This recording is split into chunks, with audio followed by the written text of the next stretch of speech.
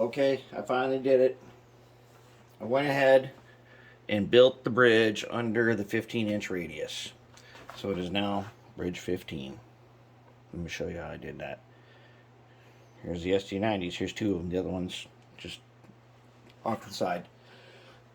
What had happened was the track, the 15 that we use so often,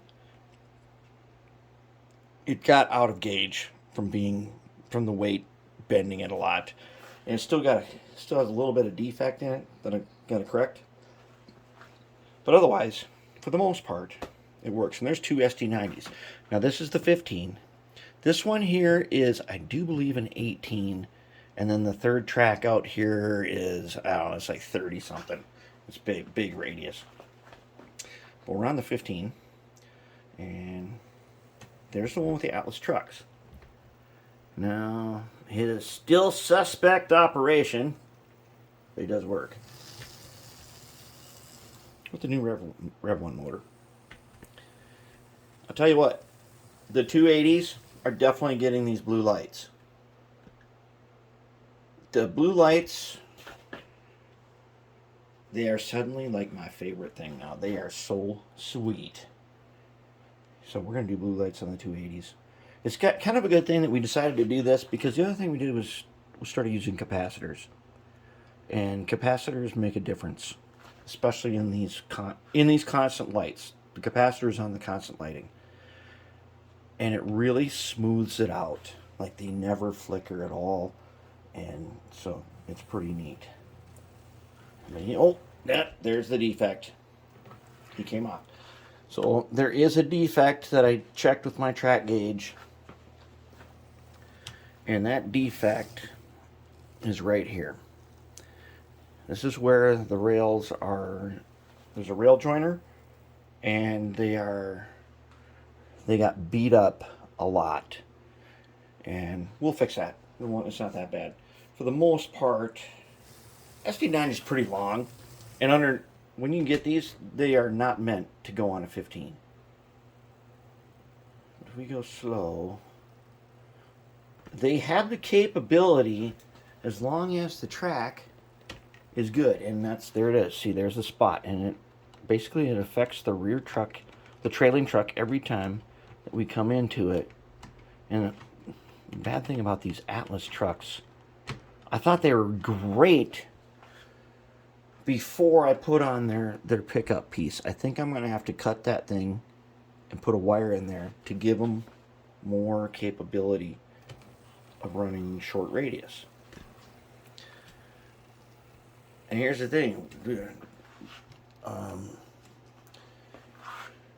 out of Athearn wheel sets. I'm just out of them. And they are not in my budget to buy more. So one of the things we can get Atlas wheel sets. A lot of them for a lot less money. But they have this way of picking up power. That, well, we can fabricate that. But that'll mean we'll have to build trucks again. Okay, then we got on the 18. We got that guy. He's good to go. Let's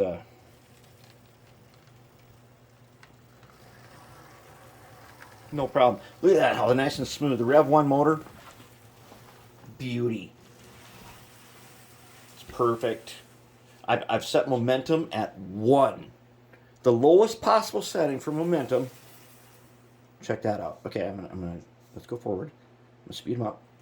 I'm gonna hit stop. Look at that. Perfect momentum. And that's the lowest possible setting. And then we got our silicone drive shafts. That is nice. Okay, let's take a look at the bridge. Let's get him out of the way here. Man, these SD90s are really turning out good. And I know we've been working on the 280s for so long. But what we have learned from doing this project, we have learned new stuff from doing this project. These have very long silicone shafts, and they work. We knew they worked because we did that tunnel motor. We knew they worked, but they really are proven this is longer. And that is, right there, that is a very long shaft, and it works, and it's quiet. and nice. All right, let's go back to the bridge. Let's take a look. Okay, we're calling this bridge 15 because it is 15-inch radius. That's why it's bridge 15. So what I did, as you can see here, let me find a pointer here.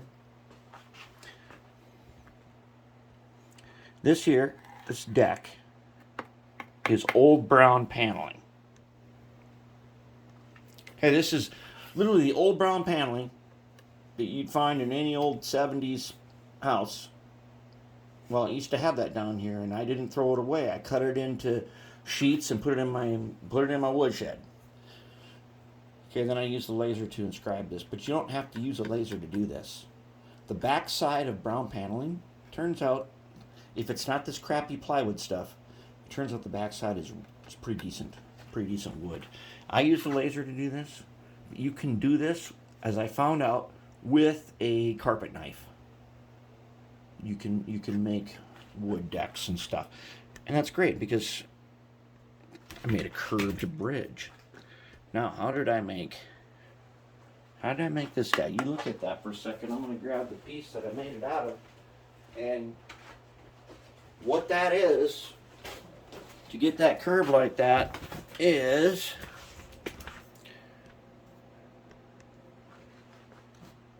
a Ham's beer thing I pulled out of the recycler. Now check this out. So this is a beer box I pulled out of the recycle bin. This is called chipboard.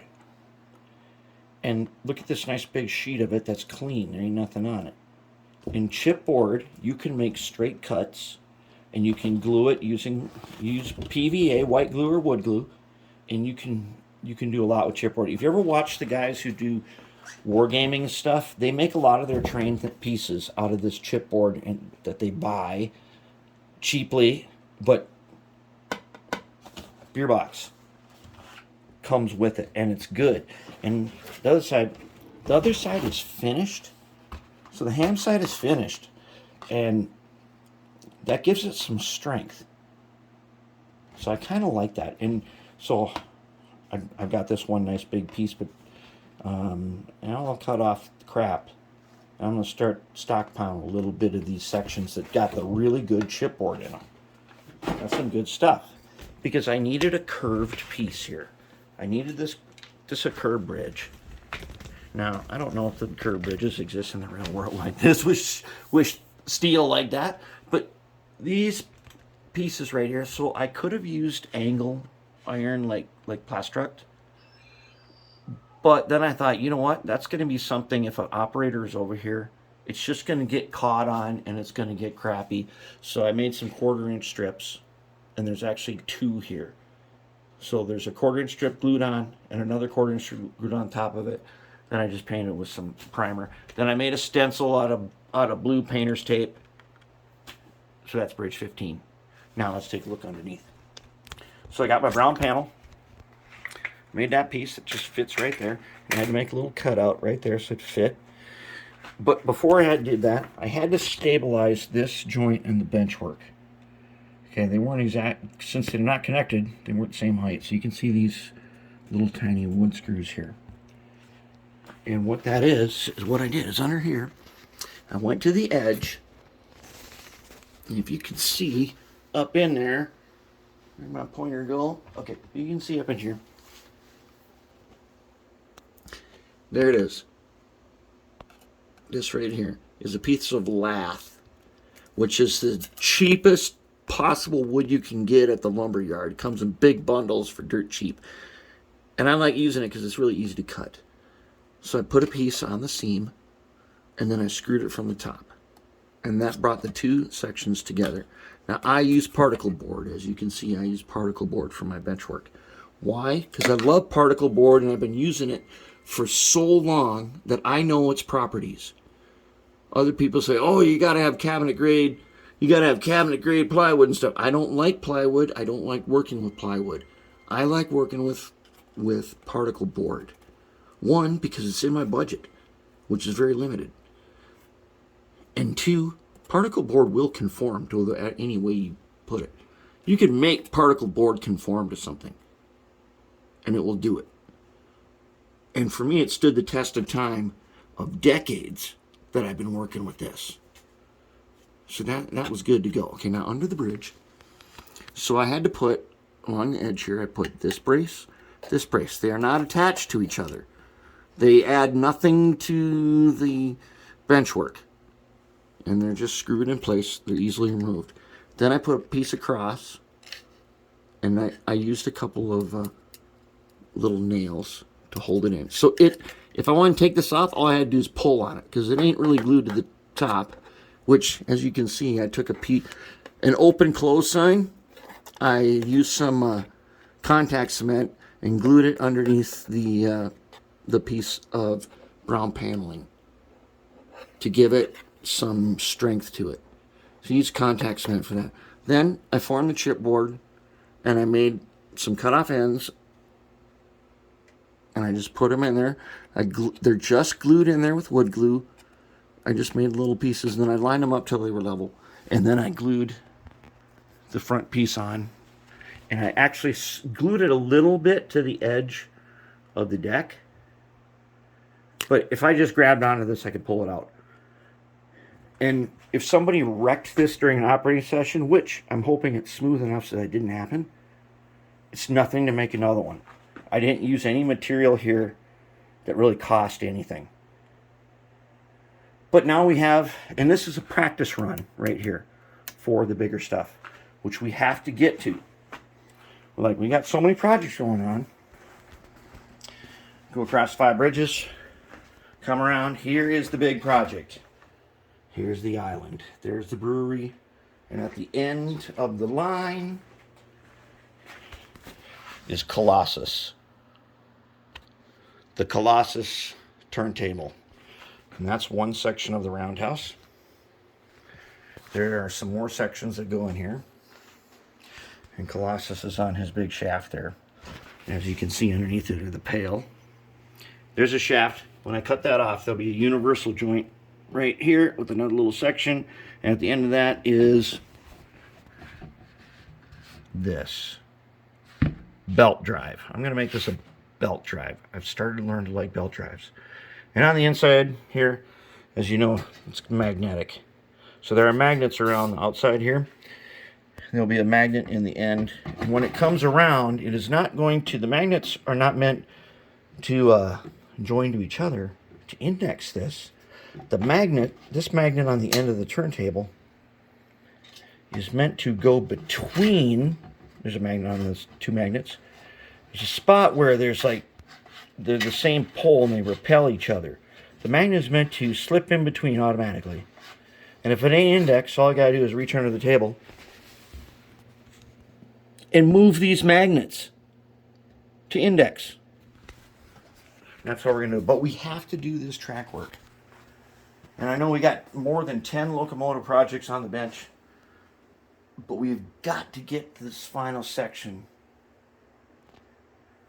And oh, check this out. It's gruesome casket. I love the gruesome casket. Why it's sitting here, I don't know, but it's there. It's not going to stay there, but it's cool. And look, here's a plastic fill airport. I think that's O-gauge, but we're going to make it into something cool. Don't know yet what, but we'll see. We'll come around. And the mighty Beanlock and Ziosk are both going up in height. They're going to be a lot taller. But we have to, this section here is the critical piece, because it is multiple curves that come in from both ways, multiple switches, and we need a yard here. We need a yard right there in front of the Apollo Brewery. Now, I'm storing all these water towers up here, but I have a feeling when I'm done with this, I don't see any reason not to have a ton of water towers up here. Why? I don't know why. It's the future. Who knows why there's 20 water towers on top of a building? Could be anything. We'll figure it out when we get to it. Actually, no, we won't. We'll leave it a mystery. People will wonder. Then I've got the 2 power plants.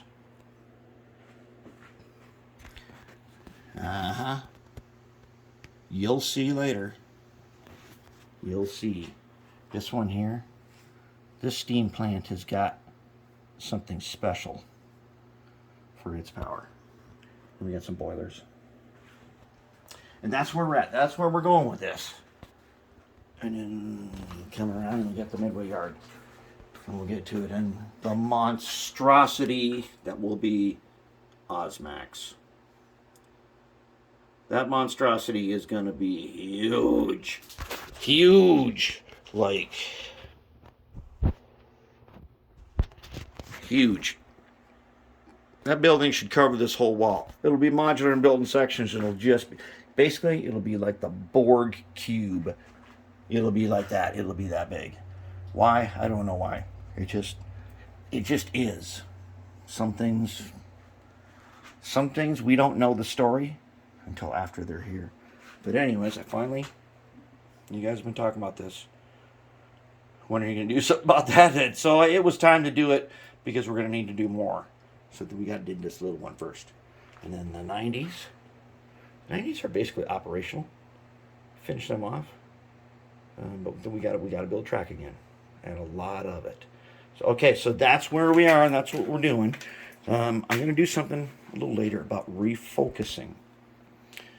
We need to make a list of techniques to add to our library for refocusing your modeling. And there's a number of different ways to do that. And I want to show you guys some ways where you can do things to get yourself unstuck. Unstuck in whatever project you're working on. That's kind of an important thing.